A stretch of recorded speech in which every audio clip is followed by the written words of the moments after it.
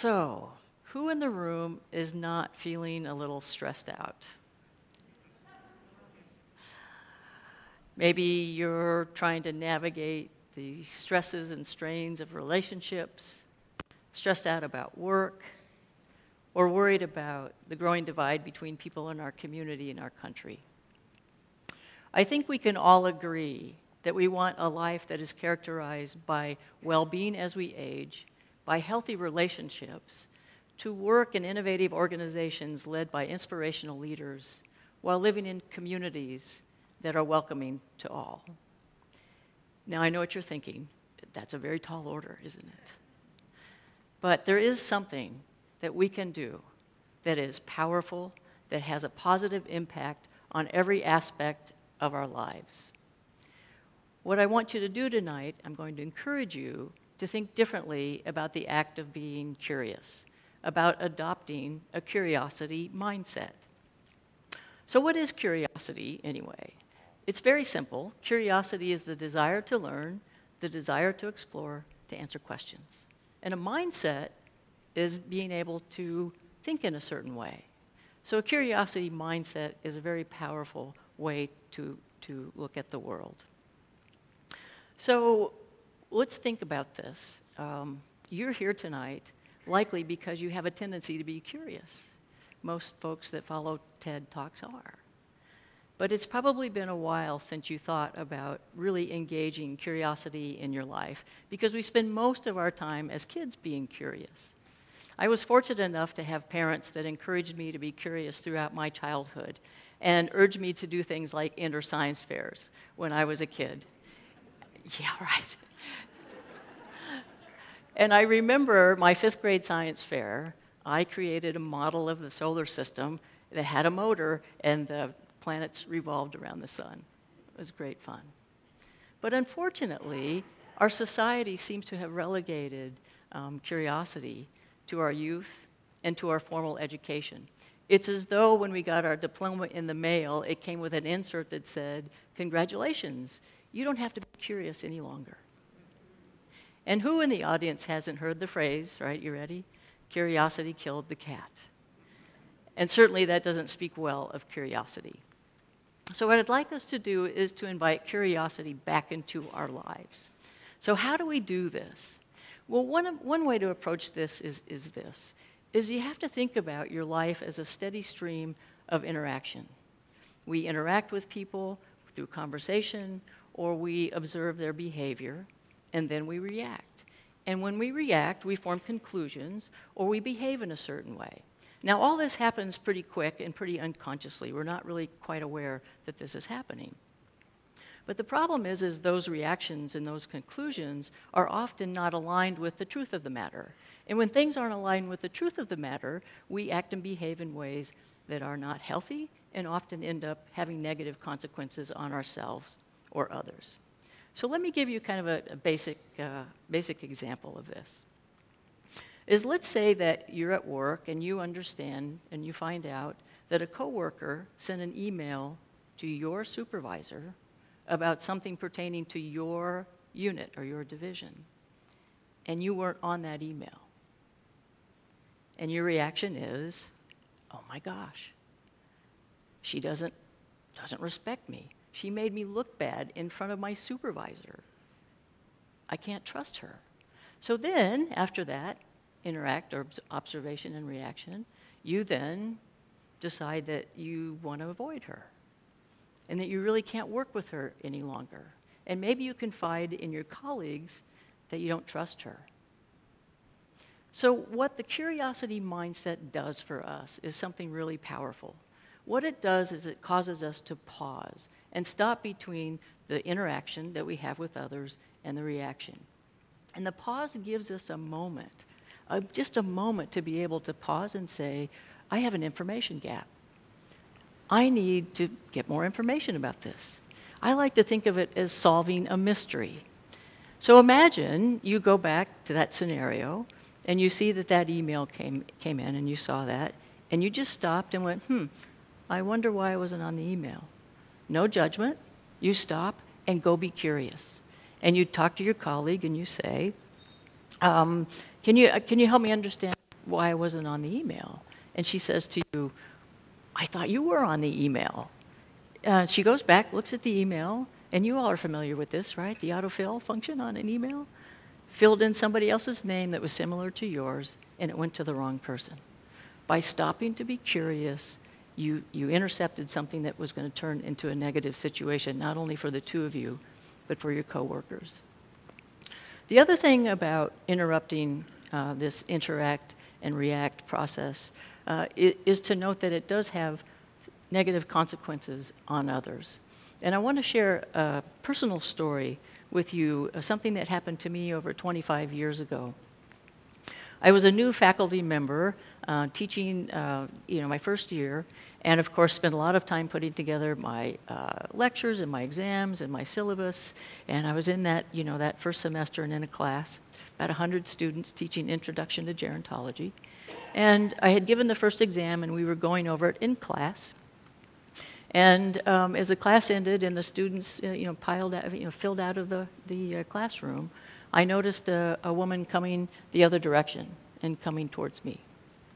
And she came to me and she said, "Dr. Wacker, I'm sorry I missed the exam last week." So I thought, okay, here we go again. A student with another excuse. Let's see, slept in? Missed it, maybe didn't even read the syllabus. And in the second or so that it got me to process those thoughts, I said to her, now in the syllabus, I was pretty clear that if you were going to miss the exam, that you needed to make sure you contacted me. And she, with her head down, in a soft voice, said, I was sexually assaulted last week. In that moment, because I didn't pause to be curious, I created harm to this person. And we have to be able to pause and be thoughtful. And if I would have simply said, tell me your story, it would have made all the difference to her. So the curiosity mindset is also beneficial to our organizations. As a leader of a large university, it is so important that we work to create an organizational culture of curiosity, one that really tries to facilitate a curiosity mindset in all that we do. And if you stop and think about it, most employees, if you break it down, are really charged with a task and a process that's to get that task taken care of and completed. How often do we make time and pause to be curious about the tasks that we do? Are they efficient? Does it make sense any longer? Is the task in service to the right goal? And what research shows is that when we infuse a curiosity mindset into our work and into our organizations, employees feel so much better about the work that they do, and it ends up having positive results for our organization. And certainly institutions of higher education, like many organizations, are facing a lot of unprecedented challenges. And honestly, the only way to solve these problems is to be curious, to be creative, to pause, do some deep learning and listening to others, to be able to see things from a different perspective. So we need to make sure that we're moving in that direction to be an innovative organization. Now, at a societal level, what can we say? It seems like we've created this us versus them mentality in almost every topic and almost about every group.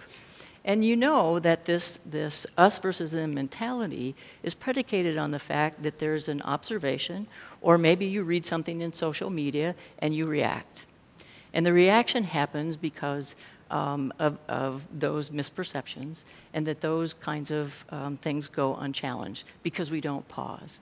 So we observe, we react, and then we make conclusions about others that aren't truthful based on their race, their ethnicity, their religious affiliation, age, sexual identity, gender, and so on. And so when we do that, we also then engage with them in a way that is negative and unhelpful.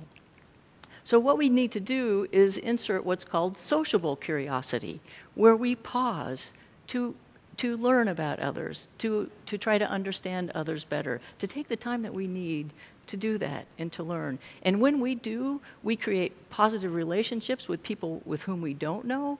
We create a sense of empathy and care to others. All of that, I think, is in service to bridging the divides and the differences that we have in this country. And so, yes, we can also use curiosity mindset for ourselves. You thought you were going to get off the hook, right? Yes, we can use a curiosity mindset in our own lives, where we pause to be curious and wonder why we behaved in a certain way, why we reacted one way or another. What about the emotions that we feel? What about how stressful it might feel to do TED Talk and what that's about, right? But pausing to be curious about yourself gives you the opportunity to be more self-aware, to try to understand your feelings and your behaviors so that then you can seek additional information and be curious about different ways that you might be able to engage. So hopefully, right, you can use got the idea, curiosity mindset. It can be for your interpersonal curiosity, relational curiosity, organizational curiosity, and sociable curiosity. It's very powerful. But there is one thing that I want to close with that I think is important to mention about having a curiosity mindset. You have to have courage to be curious. And why is that? It's because when you're curious, you go on what some scholars call an unplanned journey. An unplanned journey. Because the introspection that you use with yourself or the conversations that you have with others, you really don't know where that's going to lead. And it makes you a little bit vulnerable, right? Emotionally vulnerable. Let's go back to that conversation about the coworker. Let's say that you go and you sit down, you talk with her, and you say, help me understand. Why was I not on that email to my supervisor? And she says, you know, I'm really glad that you came to me and asked me about this. There was a reason why I left you off that email, and I'd like to share with you why. Right? An unplanned journey. There you go. Right? But isn't it better to go on that unplanned journey, to figure out what the issue is, to solve problems, to build a relationship with another person so that you can effectively work together and solve problems? So yes, it takes courage to be curious. It's messy, sometimes it's unplanned, but you know what? It teaches us, it enlightens us, it's better for ourselves, our relationships, our organizations, and yes, our society. So tonight, have some courage and go be curious. Thank you.